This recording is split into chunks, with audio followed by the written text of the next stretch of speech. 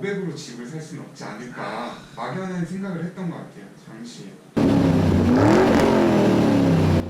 안녕하세요, 김 회장입니다. 오늘은 회사원 경매 투자자를 만나러 왔습니다. 이 회사원분은 저랑 2년 정도 알고 지냈고 20대 경매 투자자이지만 앞으로도 좋은 성과를 내실 것 같아서 이렇게 한번 보시죠. 지금 30대랍니다. 자, 20대부터 아무튼 해서 이제 30대가 되신 간단하게 자기소개를 한번 해주세요. 저는 일단 직장인으로는 만 3년 넘어가고 있고요.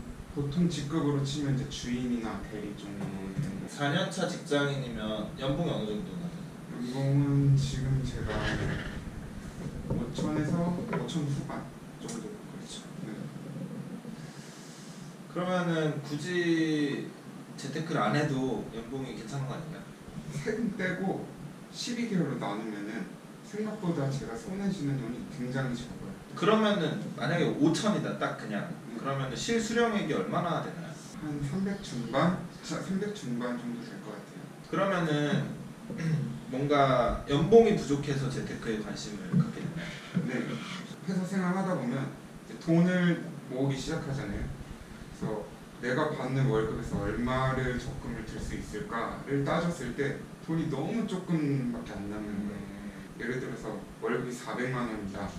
그 중에 반을 적응을 해도 200만 원을 적응을 하잖아요. 그러면 1년을 하면 2,400만 원이고 10년을 해도 2억 4천인 거예요. 아 이게 안 되는구나 라는 판단이 딱 들었던 것 같아요. 진짜 월급을 받으면서. 그러면 내가 뭔가를 해야겠다. 그러면은 재테크로는 뭐 이렇게 고민하다가 제일 처음에 재테크 직장인들이 하는 게 주식 같아요. 경제 공부도 하고 주식도 사지는 않고 들여다만 보고 있었어요. 볼수록 너무 어려운 거예요. 과연 지금 내가 사는 이 시점이 내가 과연 내려왔을 때 산 건지 이게 오른 그렇죠. 시점에 산 건지 알 수 없어요. 그 판단이 안 되더라고요. 특히 지불을 경매로 살 수가 있다. 그 소식을 듣고 그냥 책을 바로 하나 사봤어요. 경매 책을 읽었는데 결과물들 그리고 그 과정들이 굉장히 마음에 들었어요. 정말 주식은 아 내가 컨트롤이 도저히 안 되는 애구나라는 판단이 있었는데 아 집은 뭔가 내가 컨트롤할 수 있는 부분들이 있긴 하구나. 경매의 장점이 싸게 사는 거잖아요. 설령 집값이 떨어져도 아 얘는 그 방어가 되겠구나. 이런 내가 판단. 싸게 산 만큼 방어가 되니까. 그렇죠. 그러면 몇 권이나 읽었어요? 거의 20권 가깝게 읽었던 것 같아요 그 당시. 아 돈은 있었는가? 얼마 있었죠? 돈이 제가 500만 원 있었다고 딱 생각하면 돼요. 아니 600은 더 있었던 것 같은데 500으로 집을 살 수는 없지 않을까 막연한 생각을 했던 것 같아요 당시에. 네. 근데 딱 그 당시에 제가 되게 운이 좋았던 것 같아요. 그때 딱 김 회장님이랑 인연이 처음에 네, 생겼어요. 전화 통화를 하면서 김 회장님이 그럼 언제부터 입찰을 해볼 생각이냐고. 아 3천 정도 모아야 될 것 같다. 김 회장님이 소액으로도 접근할 수 있는 물건이 있고 어쨌든 입찰을 그냥 먼저 해보는 게 더 좋을 것 같다라고 추천을 하시더라고요. 사실은 그때도 그게 가능할까 생각은 했어요 속으로. 그때 제가 그래서 그 정도 가격대 물건도 막 같이 찾아주고 그랬었던 것 같은데. 네 맞아요. 그때 그렇게 해서 추천도 해주시고 보면서 어쨌든 이게 가능한 물건이 있구나라는 판단이 딱 들어서 그때부터 이제 전투적으로 딱 그 물건들을 찾아갔어요. 그래서 항상 좀 슬펐지만 그 금액대를 1억 미만으로 항상 설정을 해놓고 생각보다 빠르게 입찰을 시작했던 것 같아요. 계속 폐차를 했어요. 그러다 보니까 자연스럽게 돈이 한 1,000만 원 정도까지는 쌓이더라고요. 그 사이에 돈을 모은 거야. 네. 500이었는데 1000만 원이 된 거야. 그 기간 동안 공부하고 임장을 매주 항상 갔었거든요. 16번 정도 폐차를 하고 임장을 갔다 온 물건이 50건 정도. 그럼 50개 보는데 네. 얼마나 걸렸죠?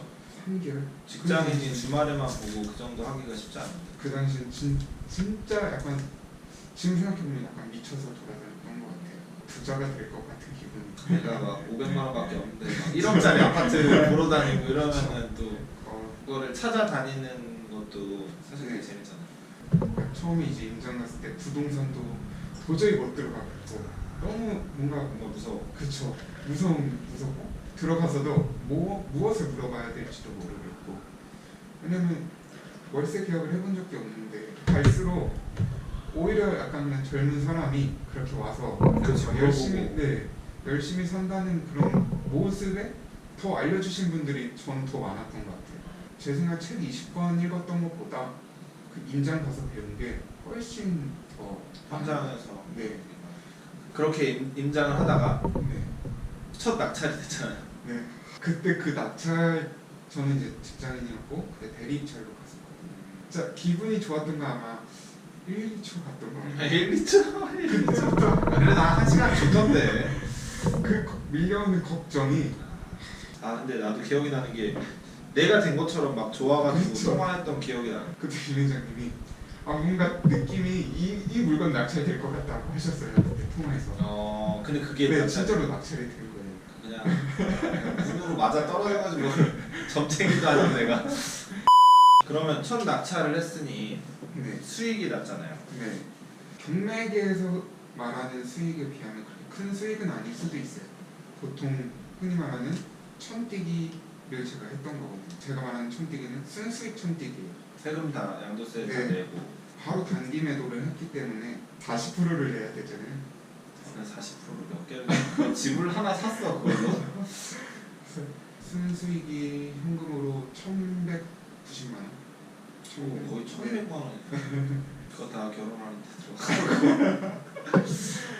그러면 이 수익이 직장인 연봉에 미치는 어떤 뭐 파급력이나 이런 게 어마어마하게 느껴졌어요. 연봉으로 몇 프로를 얼마로 올려야 내가 순수익 1,200이 나는지. 월에 100만 원. 네, 순수익으로 치면 그 나누기 12하면 월에 100만 원이잖아요. 보통 100만 원씩 올려주지 않나요? 절대 안 올려요. 스티브 잡스급의 뭔가 능력을 아, 보유하지 스티브 않으면 그렇게 쓴 월급이 100만 원 절대 오르는 일은 없고 그리고 이게 쓴수익을 1,200만 원이라고 가정했을 때 12개월로 나누면서 월 100만 원인 건데 그 당시 연봉이 40% 오른 연봉에 40%가 올라야 되는 거예요. 네. 직장인이 보통 1년에 5% 정도 상승을 하거든요. 7, 8년을 다녔을 때 이 연봉 인사고과에서 A등급, 그러니까 최상위 등급을 계속 맞아야 돼. 그렇죠. 그런 의미에서 저 수익이 저한테 너무 크네요. 네. 갑자기 궁금하네. 네. 원래 예상 질문에는 없었는데 첫 물건 명도할 때는 네. 어땠나요? 굉장히 떨렸어요. 불이 켜져 있나요, 안 켜져 있나요 봤었어요. 사람이 있나 없나? 네. 없어. 제발 없어. 근데 있어. 불이 딱 켜져 있는데 그 임장 당시에 힘쓰는 분들 약간 좀 그쵸. 어깨 형님들 네, 들어가기가 떨렸어요. 팔찌를 그 책임 팔찌 있잖아요. 일부러 네. 세 보이려고. 네, 막 그런 거에 약간 옷도 정장처럼 입고 초보스러웠던 거였죠. 지금 와서 보면 그렇게까지 하지 않았어도 되는데 생각했던 그런 어깨 아저씨. 어깨 아저씨랑은 전혀 다른 없음. 아저씨. 기간만 조금 달라고 혹시 조금 지나면 명절도 있고 막 이러니까 그럴 땐 또 네. 매몰차게 못하는. 그렇죠. 기간을 드리는 대신에 이사비를 안 주기로 했었어요. 사람이 빵원에. 네, 이사비는 안 드리기로 했는데 이분이 굉장히 어려웠던 부분은 있긴 있었어요. 전화가 일방통행이에요. 군대 보낸 남자친구 군대 보낸 그런 신절이 있잖아요. 컬렉트로 네. 전화 와야 되는 거네. 그 전화가 올 때까지 기다려야 되는 그 불편함이 있었어요. 미안한데 시간을 조금 더 달라. 그때는 이제 제가 이제 그 전에 명도 각서를 받아놨었어요.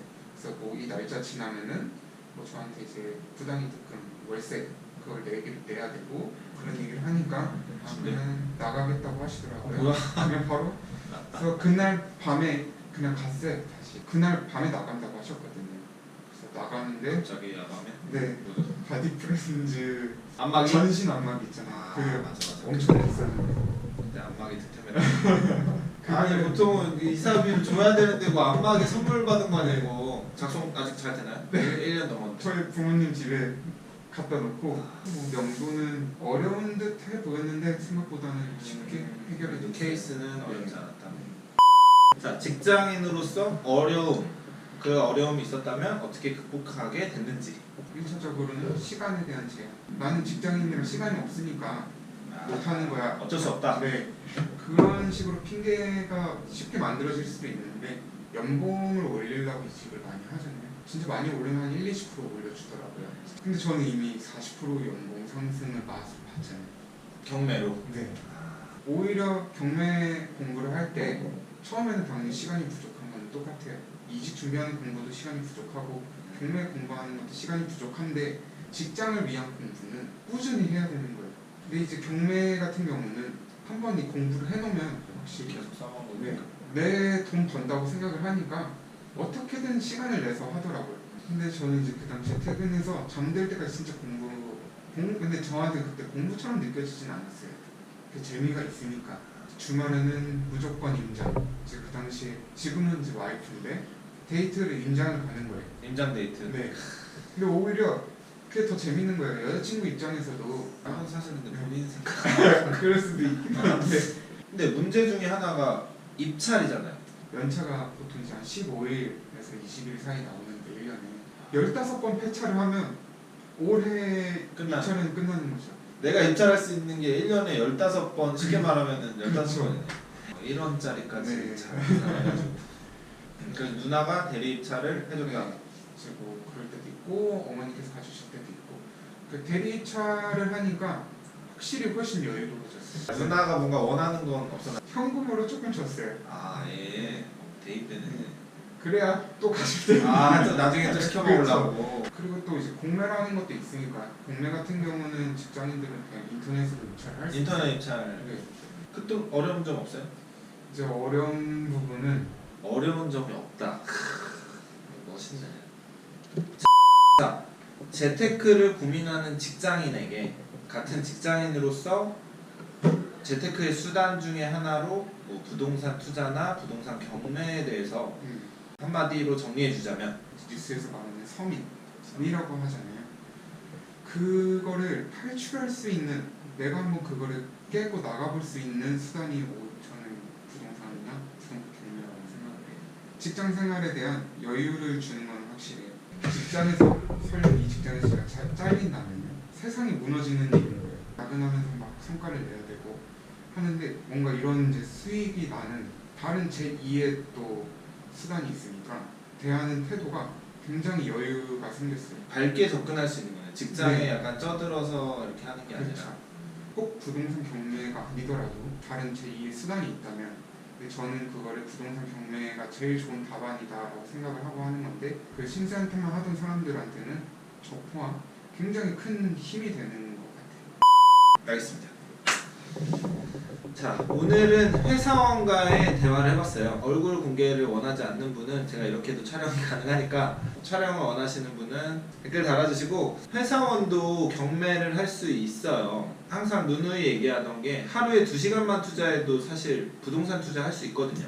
공부를 하던 물건을 검색하던 지역이나 갭 투자를 하던 뭐 토지 투자를 하던 내가 하루에 2시간만 바짝 신경 쓸 수 있다면 투자를 할 수 있다고 생각하는 편이거든요. 주말이라는 시간을 할애해서 경매라는 걸로 실제로 수익을 내고 있는 분과 얘기를 해봐도 추가적인 수입으로 부동산 경매로 수익을 내니까 이분 같은 경우에 이제 그 자본금이 적기 시작했기 때문에 지금은 단기 매도로 계속 양도세를 많이 내더라도 투자금을 불려야 되는 시점이에요. 이렇게 열심히 하고 있는 사람도 있으니 만약에 지금 어떤 고민을 하고 계시다면 도전해 보는 게 좋다고 생각해요. 아, 자본금이 적었을 때도 충분히 하고 싶으면 무조건 방법이 생겨요. 저랑 같이 촬영을 하고 있는 이 회사원 분한테도 최소한의 자본금으로도 잔금을 칠 수 있는 범위, 대출을 활용해서 할 수 있는 범위가 비용을 세이브해서 잔금 낼 때는 대출한 나머지 비용을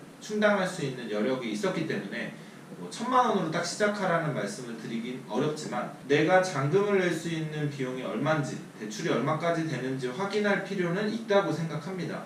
그리고 방법이 없다고 생각하면 그냥 계속 그 자리에 머무는 거예요. 새로운 방법을 계속 연구하고 투자를 할 수 있는 돌파구를 찾아서 하고 싶다고 생각해서 방법을 찾는 거랑 안 된다고 생각해서 아예 움직이지 않는 거는 크게 차이가 있으니까 꼭 실행에 옮기셔서 공부도 하셔서 좋은 수익을 직장인분들도 내셨으면 좋겠습니다. 제가 아까 설명한 하루 2시간은 여러 가지 시행착오와 지금 회사원분처럼 여러 사람을 만나면서 제가 테스트를 해본 결과 2시간이면 정말 충분합니다. 그러니까 하루에 2시간을 나와 내 미래 그리고 나의 가족들을 위해서 공부하는데 아니면 물건 검색이나 투자하는데 쓰시면 꾸준히 하다 보면 수익이 난다고 말씀을 드릴 수 있겠습니다. 자, 오늘 이렇게 회사원분과 얘기를 해봤는데요. 다음에는 뭐 자영업자나 학생 투자자도 있거든요. 학생이 투자하는 방법, 네, 이런 것도 한번 제가 말씀을 드리고 싶고, 그 다음에 자녀에게 증여하면서 경매를 할 수 있는 방법도, 사람을 만나서 이야기하는 걸 편집해서 올리도록 하겠습니다. 자, 오늘은 여기까지 하겠습니다. 자, 김 회장이었습니다. 인사해주세요. 얼굴 공개를 안 해서 이렇게 인사를 합니다. 자, 다음에는 얼굴 공개 가능한 모집 댓글, 네, 부탁드립니다. 김 회장이었습니다.